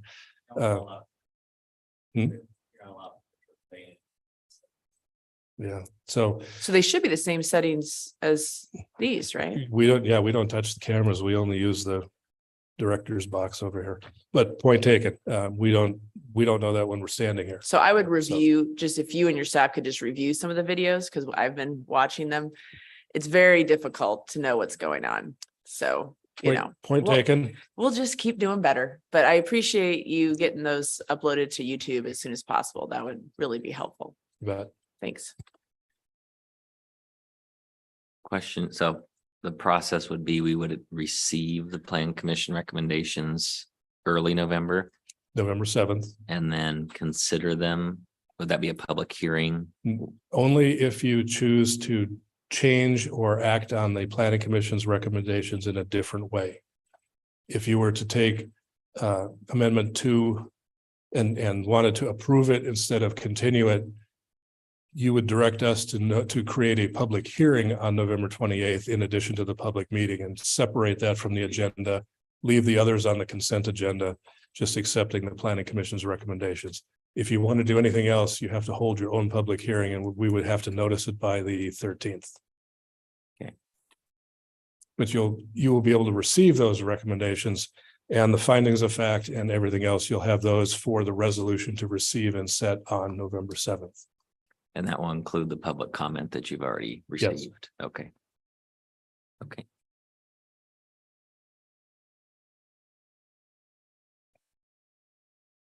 Any other questions for Scott? I'm not seeing any. Thank you very much, Mr. Thank you, Chesney. Commissioners. Appreciate your patience.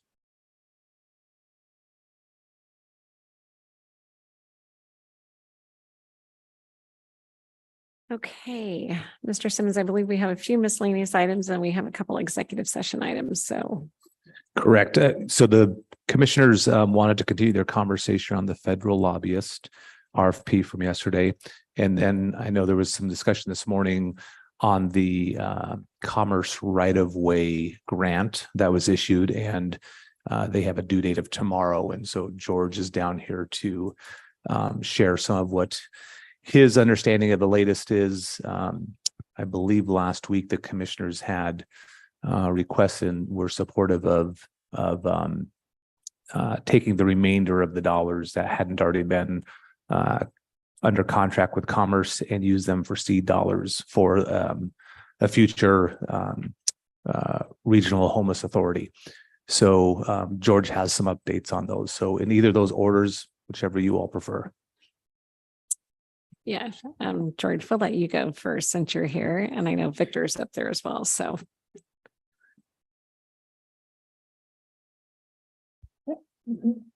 Thanks, everyone.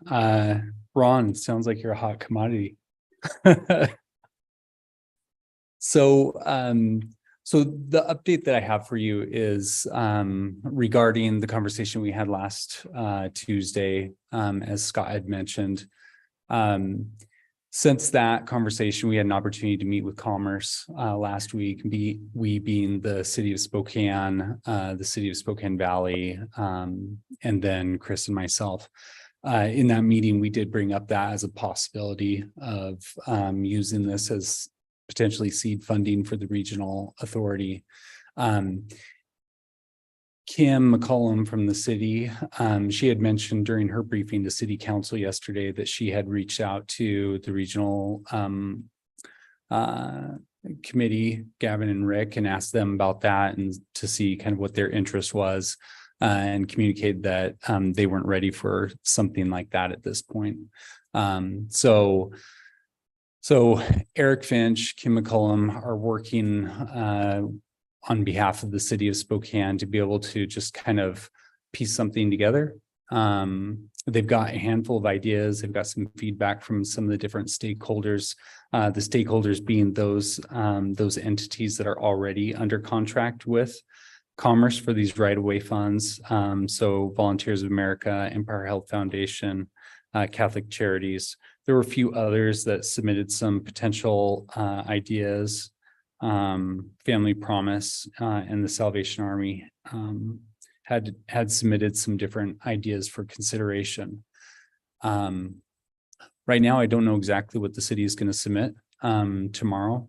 They did ask the city council for permission to be able to submit the application, and it was granted, but granted just to submit a proposal. So what that ends up looking like, I'm not sure at this point. I did send Eric Finch a message just asking if he had any additional information on that, and I haven't heard back. So I guess, so the city, I mean, in the past, last year, we wrote a letter of support. So there'll be no letter going with it because we have no way of knowing what it is. And I think that needs to be clear to the public. So if the public's listening, at this point in time, that, that we don't know what that process is, or we're not aware of what they are choosing to put it to. And when you say the stakeholders that are already being contracted, so then they're looking at these additional funds versus the city of Spokane using it for, winter is coming and we're going to get cold. So I guess I'm, Cannon's been shut down. So is track going to be able to stay open? Yeah, it looks like it. City Council passed a budget ordinance yesterday, or at least is considering one for additional funding to support the track shelter. So my understanding is that yes, they're committed to keeping that open for the 2024 calendar year. Because some of the contracted money, pre-identified money goes to track, correct? That's correct. Yeah, the city of Spokane receives $1,725,000 from this right-of-way funding specifically for track. I think one thing that as I've learned about all the different pieces and still a lot of unknowns associated with all of this. One thing that became clear to me in our conversation with Commerce last week, was that they remain focused on the by names list for Camp Hope. And they put a particular emphasis on 200 individuals that have yet to receive any type of housing assistance.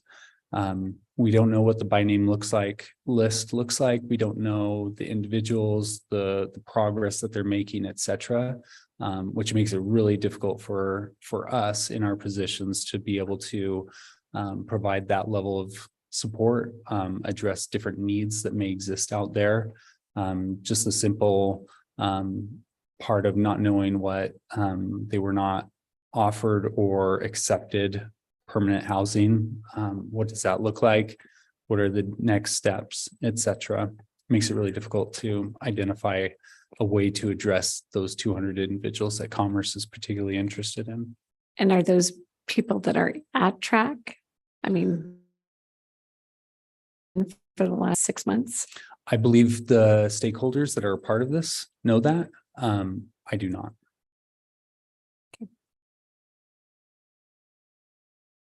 Commissioner Waldron.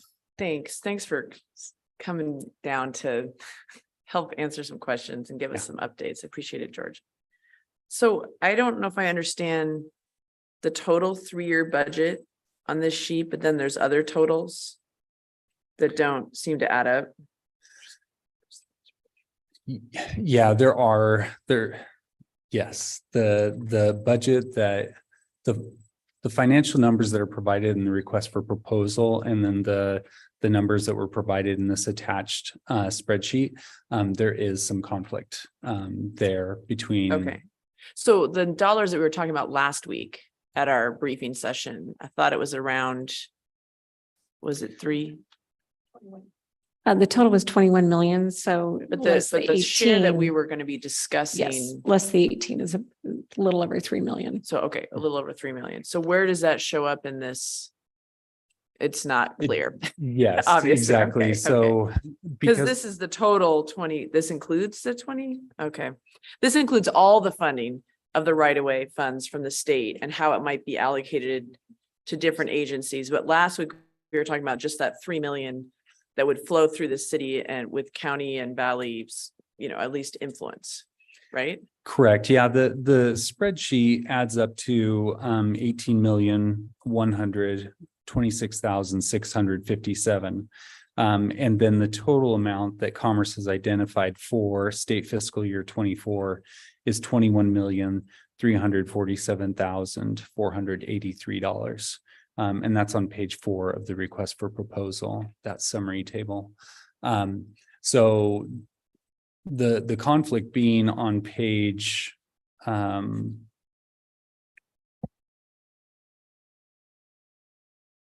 page 3, there are 3 different tables provided there.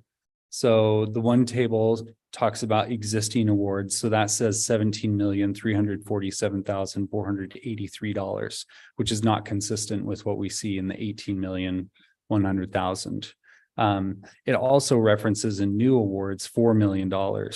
We know that that's, if we take simply the total amount of 21 million subtracted by that 18 million, that is not $4 million. It's closer to that 3.2 figure, which we were talking about last week.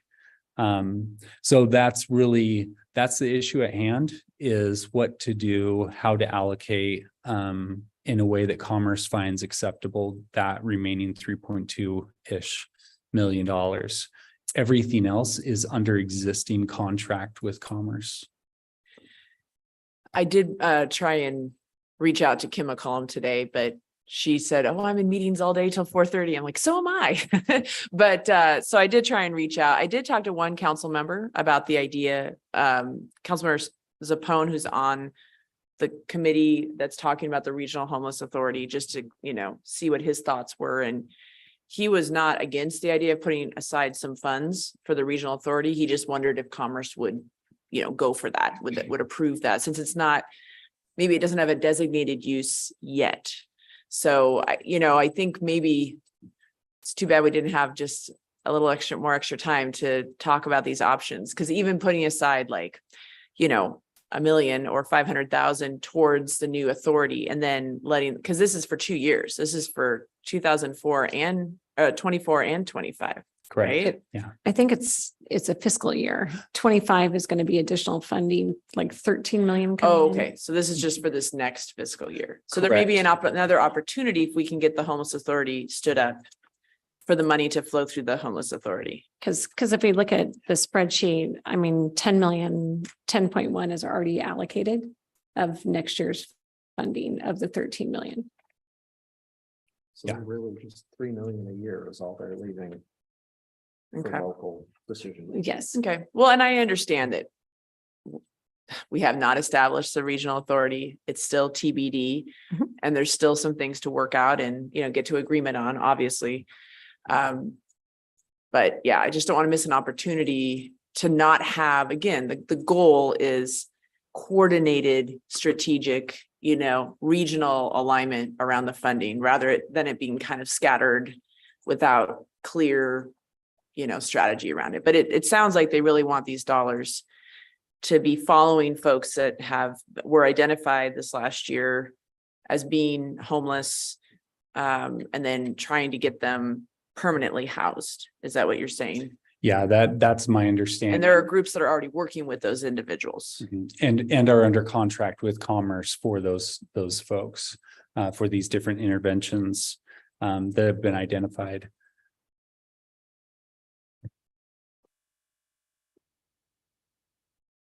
One thing that I will say, and to Commissioner Cooney's credit, I think this speaks to the value of a regional type approach, that we have a significant funder that is inserting money into our community in a way that does not appear, at least, overly collaborative. So I think there's a lesson that can be learned here for all parties involved, Commerce, the city, the county, et cetera, of what it could mean to be more coordinated in what we do. Just the fact that we're trying desperately to address the needs of folks who were residing at Camp Hope, and that we as the county have no way to be able to truly address those needs and help facilitate programming to address that need, because it's all unknown, at least at our level. And I would just state that of these funds that came in last year and then this year, if predominantly you're saying Commerce is wanting it to go to the people that were on the list from Camp Hope, that we're spending over $40 million for 400 people. And I would say even more than that over the 3 years commitment Yeah, that we. that's just last year and this year, not looking at next year.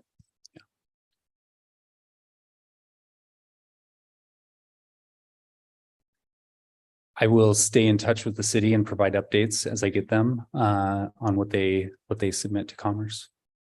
Yeah, and I guess just one last point for me on this is that with the wildfires that have just come through our community and all the people that are homeless from that, we are, literally working with the state and begging the state for money to help those people that are homeless because of through no fault of their own with the wildfires, and providing the 25% match, trying to get, and some of those funds have even been further reduced, as we heard from Chandra this morning, that it just would be interesting if we could be part of the discussion to say, okay, there was Camp Hope, but we also have something new that is not on DOT right away, but is still affecting our community and making homeless people in our community that we don't want to have homeless. So just putting that out there. Appreciate that.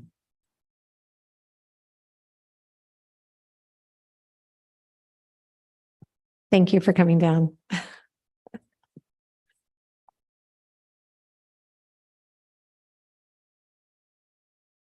Let's see. Okay. So I think we could probably have Victor and Jeff up here.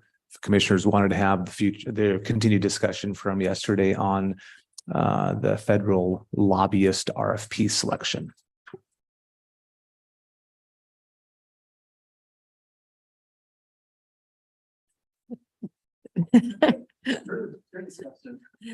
I guess it is our discussion. So I don't have my sheet in front of me, but I do know kind of what my thoughts were. Should I make a? Yes. Okay. Okay. Motion? Amber had her hand up, Oh.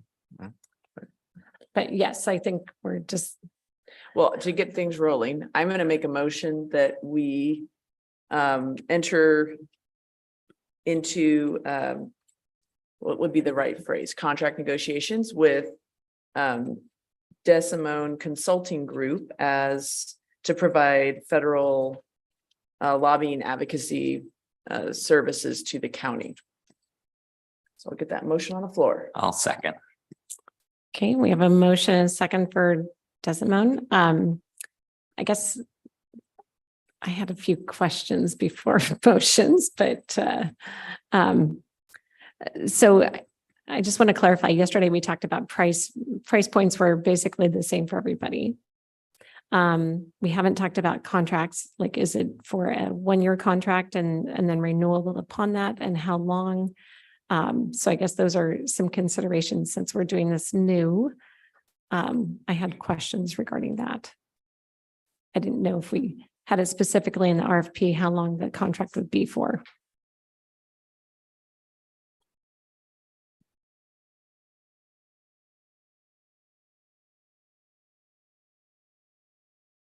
Thank you, Commissioner. From my memory, it's a 1-year contract with 3 1-year renewal options. And that is at the sole discretion of the county. Okay, so it is just for 1 year, and then we can choose, relook at where we are, because we're going to have to look at funding and what the additional funding has come in for it. And in my mind, those are some of the things that I want to be paying attention to is,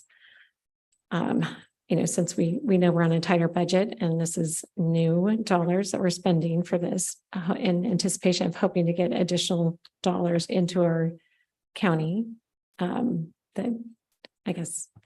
And just to correct, it's 1 year with 2 1-year renewals. So it's a potential 3-year contract. 3-year contract. Okay. So I have a motion and a second on the floor. Is there any other discussion on that? Commissioner French. Yeah, thank you, Madam Chair. Can you hear me a little better? I'm on a hotspot as opposed to the internet. Yes, it's much better. Thank you. Thank you. I'm going to speak against the motion. Of the 3 candidates we interviewed, I thought Decimone was the worst of the 3 for a variety of different reasons. One, lack of experience, newer of the 3, and as was pointed out, the majority of the folks are previous Senator Murray staffers. We don't know whether they left on good terms or bad terms. It's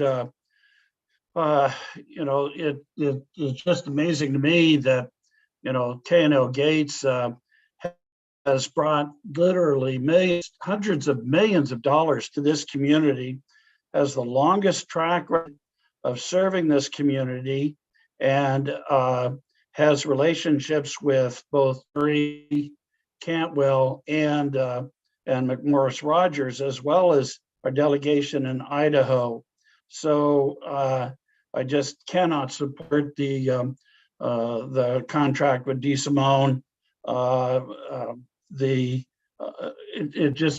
don't understand how you would gamble away success on a firm that's demonstrated no ability to deliver on a product for this community. So for all of those reasons, I'm going to be a no in supporting this motion. Thank you. Thank you. Any other discussion? Commissioner Waldron. Well, this was a very, I wanted to say thank you to all of the three firms that we interviewed. And I was very impressed. And I think it came down to two firms in the end for me. And we all decided to think on it a little bit after the interviews yesterday. I went and reviewed the applications again. It was very, very close in my mind. But I like the idea. I thought that DeSimone has had some wins, maybe not directly in Spokane County, but definitely in Eastern Washington for other counties near Spokane. They have a presence in Spokane as well as DC. And I think if it's a year contract, as you're saying, Victor, I think that gives an opportunity for us to evaluate and see what they can bring. I definitely appreciate others that are working here in the region and the success they've had. Again, it was very, very tight in my mind. I liked the partnerships with a lot of different state and federal agencies that DeSimone described, and opportunities for the county that they described in the application. And they have very specific examples, in Eastern Washington. So I feel comfortable going with DeSimone.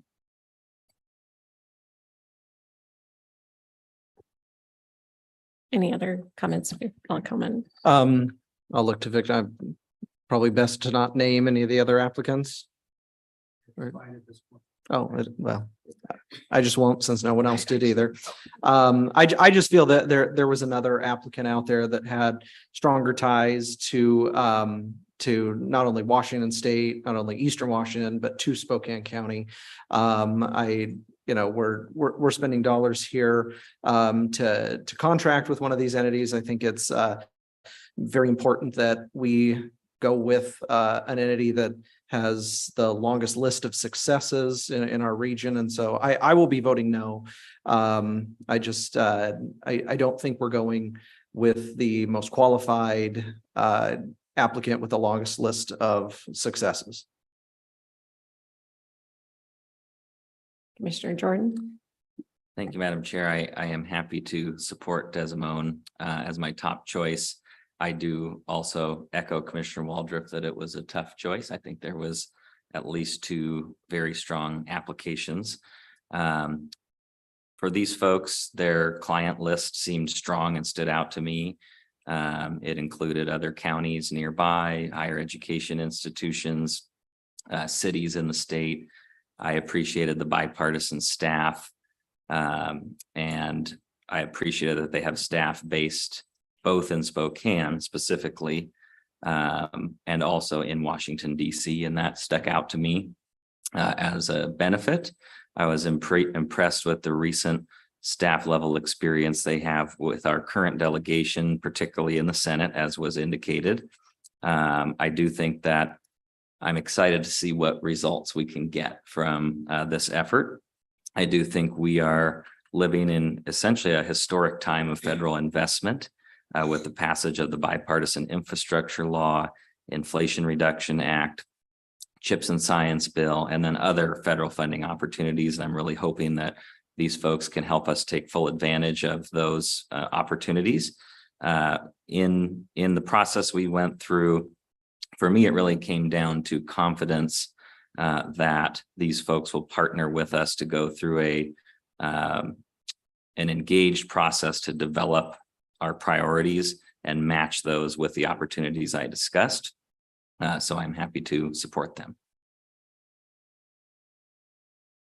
So I agree that there is two highly qualified people in my mind. And I had talked to someone who has worked with Desmond and was very happy with them and spoke very highly of them.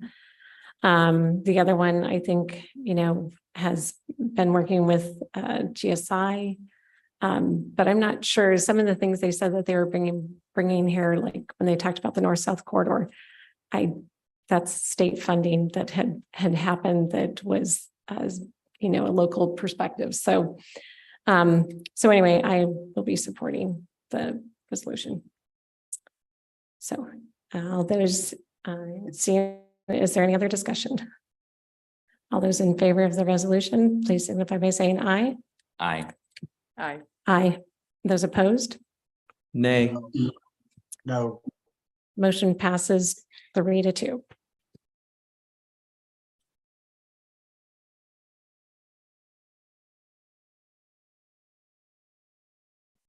So is there any other miscellaneous items? Nothing from me. Yeah, I don't, but I'll have Brenda get it to him. No miscellaneous. We do have 2 executive sessions that Chris will call. Okay. Thank you. And both of these executive sessions will be pursuant to pending potential litigation under RCW 4230-110-1I. The first will be approximately 10 minutes, will involve the board, myself, CEO Scott Simmons, and Ashley Cameron. The second will be approximately 15 minutes, involve the board, myself, Scott Simmons, and Randy Bischoff. Neither of these require any board action. Okay. And I just want to make sure the second one is okay. Thank you. Yes. Sorry. Okay, so and I didn't write any of that down. So 10 minutes? 10 minutes and 15 minutes. 10 and 15 for pending potential litigation Correct. for the people with the people that you stated for those. It is now 4:28. So we're going to say we'll go into executive session at 4:30 and we'll be in for 25 minutes. Thank you all very much. No decisions will be made.